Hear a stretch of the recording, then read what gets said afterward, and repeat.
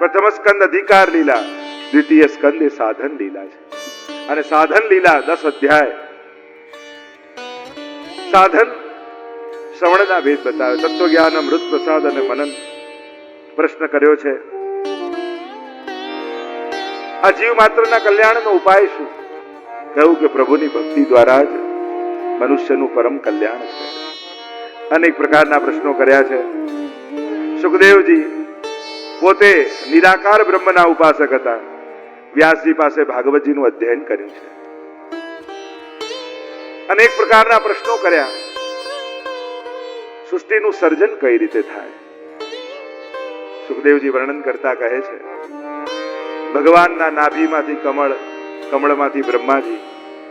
બ્રહ્માજી ચારે તરફ જોવા લાગ્યા કે હું આવ્યો ક્યાંથી. ચારે બાજુ જળ અને પરપોટા ફૂટે ને તો તપ તપ તપ એવો અવાજ આવે. બ્રહ્માજીને થયું કે ભગવાન તપ કરવાની આજ્ઞા કરે છે અને તપ કરવા બિરાજી ગયા. કમળની નાળ સુધીમાં ભીતર ભીતર ગયા કે મારો મૂળ સોર્સ ક્યાં, ક્યાંય ખબર ન પડી. ભગવાને 4 શ્લોકમાં બ્રહ્માજીને ભાગવત સંભળાવ્યું. અને એટલે જ ભાગવતનો અર્થ શાસ્ત્રોમાં કર્યો ભગવતા પ્રોક્તમ ભાગવતમ, ભગવતા ઉદિતમ ભાગવતમ. આ ભાગવતના આદિ વક્તા કોણ છે? તો કે ભગવાન પોતે. ભગવાને જ આ ભાગવત કહ્યું છે. એટલે ભગવાન પહેલા વક્તા છે જેને 4 શ્લોકમાં કહ્યું. વ્યાસજીએ એના 18,000 શ્લોક કર્યા. 4 શ્લોકમાં બ્રહ્મ, જીવ, જગત અને માયાનો પરિચય કરાવ્યો. બ્રહ્મનો સ્વરૂપનો પરિચય કરાવતા ભગવાન બોલ્યા સર્વ બ્રહ્મ જ છે. ઓમ પૂર્ણમદઃ પૂર્ણમિદં પૂર્ણાત પૂર્ણમુદચ્યતે પૂર્ણસ્ય પૂર્ણમાદાય પૂર્ણમેવાવશિષ્યતે. ઈશોપનિષદનું મંગલાચરણ. કંઈ જ નહોતું, હું હતો. બધું જ છે, હું જ છું. કંઈ નહીં રહે, હું જ રહીશ. અદ્ભુત વેદાંતની ચર્ચાઓ આ 4 શ્લોકમાં છે. ઓમ પૂર્ણમદ પૂર્ણમિદમ, પૂર્ણમાં પૂર્ણ ભળે તો પૂર્ણ જ રહે છે. પૂર્ણમાંથી પૂર્ણ કાઢી લો તો પૂર્ણ જ રહે છે. મહાપ્રભુજીનો મત છે શુદ્ધાદ્વૈત બ્રહ્મવાદ. બ્રહ્મવાદનો અર્થ થાય સર્વ ખલ ઇદમ બ્રહ્મ. આ બધું જ બ્રહ્મ છે. જીવ એ બ્રહ્મનો અંશ છે. એટલે ત્યાં કહ્યું નિરાનંદ જગત છે અને અલ્પાનંદ જીવ છે અને પૂર્ણાનંદ બ્રહ્મ છે. ઘણી બધી વિસ્તારની ચર્ચાઓ એમાં છે. 4 શ્લોકમાં ભાગવત સંભળાવી. સુંદર ચર્ચાઓ, અનેક પ્રકારની સૃષ્ટિના સર્જનની કથા આવી. આગળ 10 વિધ લીલાઓનું વર્ણન આવ્યું ભાગવતમાં. અત્ર સર્ગો વિસર્ગશ્ચ સ્થાનમ પોષણ મૂતય મનવંતરેશાનું કથા નિરોધો મુક્તિરાશ્રય. તૃતીય સ્કંદથી એટલે 3જા સ્કંદથી 12મા સ્કંદ સુધી ભગવાનની આ 10 લીલાનું વર્ણન છે. સર્ગ લીલાથી શરૂ થશે, આશ્રય લીલામાં વિરામ થશે. દ્વિતીય સ્કંદને વિરામ આપીએ. આ જે કંઈ પણ સર્જન છે ને એ પરમાત્માનું જ છે. પણ એના સર્જનમાં ભેદ આપણને એટલા માટે લાગે છે કે જીવ બુદ્ધિથી જોઈએ છે. કોઈની પણ કૃતિ હોય ને રચના, એ રચયિતાના સ્થાન પર બેસીને જુઓ ત્યારે જ તમે પૂરો ન્યાય આપી શકો એની જોડે, એની રચના જોડે. એમ ભગવાનના સ્થાને બેસીને જુઓ ત્યારે સમજાય આ સૃષ્ટિની સર્જન. આ ભેદભાવ તો માણસોએ વધારે ઉભા કર્યા છે. ભગવાન તો એટલું અન્ન દુનિયામાં પકવે છે કે દરેકનું પેટ ભરાય. આ તો માણસો ભાવ ટકાવવા માટે અનાજોનો નાશ કરી નાખે છે. એને ભૂખ્યા સુધી પહોંચવા નથી દેતા. આ માણસની અવ્યવસ્થાને કારણે ભગવાને પ્રગટાવેલું અનાજ ભૂખ્યા સુધી પહોંચતું નથી. બાકી ભગવાન તો આ પૃથ્વી પર બધું આપી જ રહ્યો છે. અહીંયા સર્જનમ સર્ગ, આ સર્જન ભગવાનનું છે. ભગવાનના સર્જનમાં વિરોધ નથી પણ વૈવિધ્ય છે. બધા મારા જેવું જ માને, મારા જેવું જ ખાય, મારા જેવું જ બધાને ગમે, મારા જેવું જ પસંદ આવવું જોઈએ. આ બધાને પરાણે પોતાના જેવા બનાવવા જઈએ ને એમાં જ ઝઘડા વધે છે. આ દુનિયામાં શાંતિ લાવવાનો એક જ ઉપાય છે કે મારા કરતા કોઈ જુદું હોઈ શકે છે એ વાતનો સ્વીકાર કરી લે. મારા કરતા બીજું જુદું ગમી શકે, મારા કરતા જુદું ભાવી શકે. જુદાપણાનો સ્વીકાર જ દુનિયામાં એકતા લાવશે. બાકી પરાણે એક કરવા જઈશું તો ઝઘડાઓ વધશે. વૈવિધ્ય સૃષ્ટિનું સર્જન, આ વૈવિધ્ય સર્જન એ પરમાત્મા દ્વારા થયેલું છે. અહીંયા વિદુરજીએ જ્યારે ખબર પડી કે આ રીતે યુદ્ધ થવાનું છે. દુર્યોધનને સમજાવવા ગયા. અને જેની બુદ્ધિ બગડી હોય ને એ ભગવાન અને ગુરુ બંનેનું માને. જાકો પ્રભુ દારૂણ દુઃખ દે તાકી બતી પહેલે હર દે. એની બુદ્ધિ પહેલા લઈ લે. અને દુર્યોધને અપમાન કરીને વિદુરજીને કાઢ્યા. ત્યારે લખ્યું ગ્રંથોમાં કે આ વિદુરજી નથી ગયા, એના ઘરેથી એમનું પુણ્ય જતું રહે.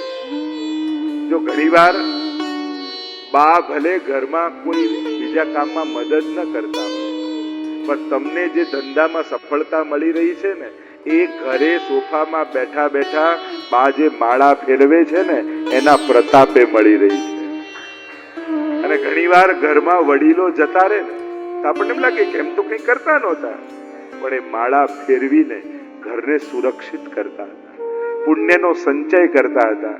અને એટલે સંકટોની વચ્ચે પણ પરમાત્મા આપણી રક્ષા કરતા હતા. પણ ઘણીવાર વડીલો જતા રહે કે કોઈ આવા ભગવતી જીવો ઘરેથી જાય ને ત્યારે ઘરનું પુણ્ય લેતા જાય. અને પછી એટલા સંકટોમાં ઘણીવાર ઘેરાઈ જવાય ત્યારે એમ લાગે બધું બરાબર ચાલતું હતું ને આના જવાથી આવું કેમ? ત્યારે એને ઘરનું પુણ્ય જેની ભીતર હતું એ પુણ્ય જતું રહે. વિદુરજી માનો ઘરનું પુણ્ય લઈને નીકળી ગયા. હવે દુર્યોધનનો સર્વનાશ કોઈ નહીં રોકી શકે. પ્રભુને એમ થયું કે ભાઈઓ લડે મારે જોવું નથી, લાવ હું દૂત બનું અને સમજાવવા જાઉં. એટલે ભગવાન હવે દુર્યોધનને સમજાવવા આવી રહ્યા. વિદુરજીને સમાચાર મળ્યા કે દ્વારિકાધીશ આવે છે. સુલભાજીને બંને દૂર ઉભા ઉભા પરમાત્માનું આગમન જોઈ રહ્યા છે. ચારે બાજુ જયઘોષ થાય, દુંદુભીઓના નાદ થાય, પુષ્પની વર્ષાઓ થાય. દ્વારિકાધીશનું સ્વાગત હસ્તિનાપુર કરી રહ્યું છે. અને દૂર ઉભા ઉભા વિદુરજી, સુલભાજીએ કહ્યું મારા મનમાં મનોરથ આવ્યો છે, પ્રભુ આપણા ઘરે પધારે તો કેવો આનંદ આવે. વિદુરજી ક્યારે દુર્યોધનના મહેમાન છે, આપણા ઘરે ક્યાંથી આવે? એક વસ્તુ યાદ રાખજો, મનમાં મનોરથ કરો ને ત્યારે પોતાનું સામર્થ્ય જોઈને ના કરજો. અરે આવી કથા હું થોડી કરાઈ શકું, આવો મનોરથ હું થોડી કરાઈ શકું, આમ મારાથી થોડી થાય, મારી તો ક્યાં શક્તિ છે. પોતાની શક્તિ અને સામર્થ્ય જોઈને મનોરથ ન કરતા ભગવાનનું સામર્થ્ય જોઈને મનોરથ કરજો. કારણ કે એને જો મનમાં ઈચ્છા થઈ ગઈ તો તમારા દિવસો ફેરવતા એને ક્ષણની પણ વાર નથી લાગતી. ચોક્કસ મનોરથો પૂરા થશે. પ્રભુનું સામર્થ્ય જોઈને મનમાં મનોરથ કરજો. કારણ કે તમારો મનોરથ એને ગમી ગયો તો તમારા દિવસો ફેરવતા વાર નહીં લાગે. તમારા હાથે ને લેવું હશે તમારા દિવસો ફેરવતા વાર નહીં લાગે. અને પ્રભુ દુર્યોધનને સમજાવવા જાય છે. માની જા દુર્યોધન, યુદ્ધ ટળી જશે. દુર્યોધન કહે સોયની નોક ઉપર જેટલી જગ્યા હોય એટલી પણ યુદ્ધ વગર નહીં આપું. તો પ્રભુ કહે થઈ જવા દે યુદ્ધ. હું તો આ ચાલ્યો. અરે ક્યાં જશો? ભોજન તૈયાર છે, 56 ભોગ બનાવ્યું છે. પ્રભુ કહે બે અવસ્થામાં ભોજન થાય, કા મારે ભોજનની કમી હોય અને તું કા મારો સ્નેહી હોય. ગમે ત્યાં થોડી જમી લેવાય. ભૂખ જોઈને ગમે ત્યાં બેસી ન જવાય, પ્રેમ જોઈને બેસાય, સ્નેહ જોઈને બેસાય. ક્યાં કોળીઓ મોઢામાં મુકાય એની તો જગ્યાઓ હોય, ગમે ત્યાં ખાઈ ના લેવાય. તો તમને જમાડશે કોણ? પ્રભુ કે મારો રાજભોગ તો ક્યારનો તૈયાર છે. સારથીને કહ્યું લઈ લે રથ વિદુરજીના ઘરે. અને વિદુરજીને ત્યાં સુલભાજી સ્નાન કરવા ગયા છે. વિદુરજી બેઠા બેઠા શ્રી કૃષ્ણ શરણમ મમ, શ્રી કૃષ્ણ શરણમ મમ માળા કરે છે. એટલામાં દરવાજો ખટખટ્યો.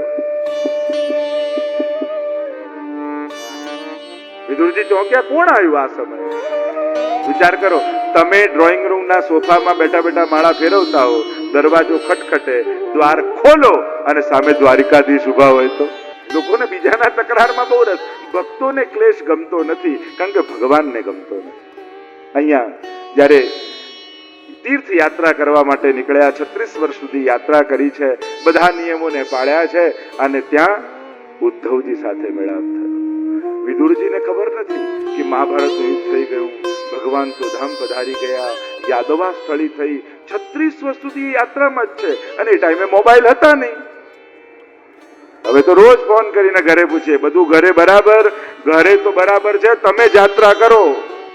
ઉદ્ધવજી મળ્યા ને બધું જ કહ્યું. પ્રભુ પધારી ગયા, હૃદય ભરાઈ આવ્યું.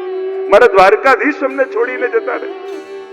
હા, અંત સમયમાં તમને યાદ કરતા હતા.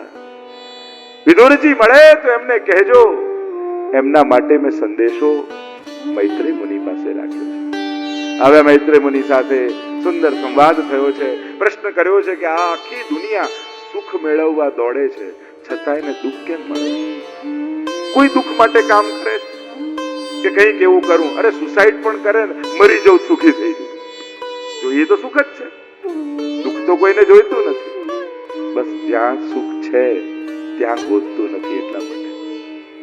એટલે જ માણસ દુઃખી છે. પાછું સુખ મળે પણ ને તોય માણસ રાહ તો દુઃખની જ જુએ. જો હમણાં મળ્યું ભેગું કરીને રાખો, દુઃખ આવશે ને તો કામ લાગશે.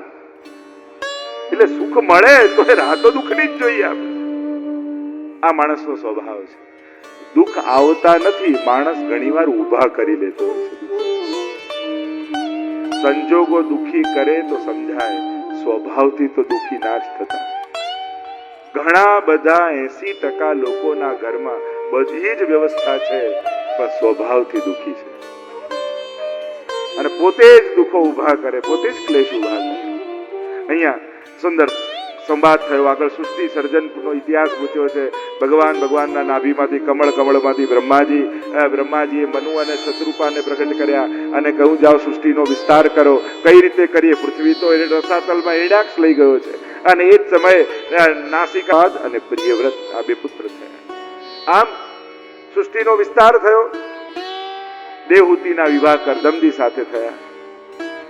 પરીક્ષા કરી, ઉત્તીર્ણ થયા. તપ કરવા બેસી ગયા અને પતિની સેવામાં શરીર સૂકવી દીધું.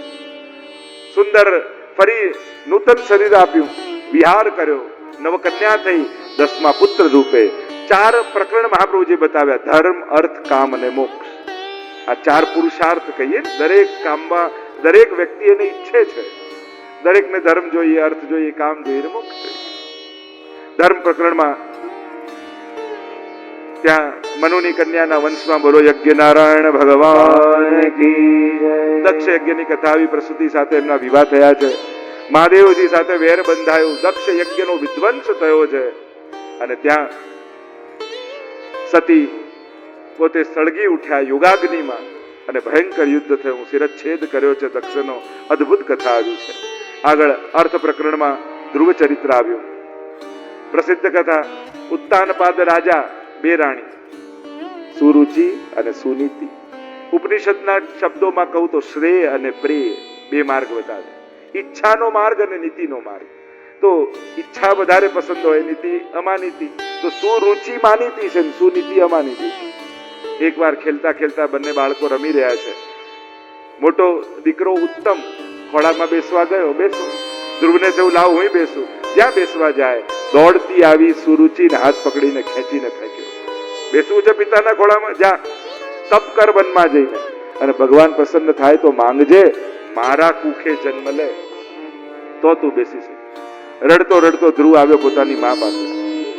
સુનીતિને કહ્યું બધું વાત. આ તો સુનીતિ છે ને. એણે કહ્યું જો તારી સાચી માં તો સુરુચિ છે. જે વાત આજ સુધી મેં તને નથી કહી એ માં વાત એણે તને કહી. એવી કઈ વાત?